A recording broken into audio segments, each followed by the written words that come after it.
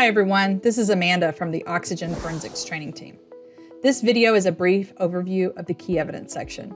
The key evidence section is a collection of investigator-marked evidence, whether it be with a tagged item, a yellow starred key evidence item, or an investigator note.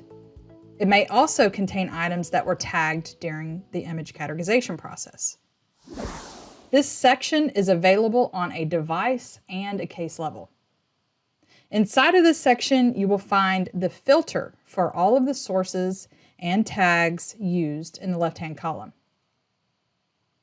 You can also filter the types of key evidence using the tabs at the top of the center details grid.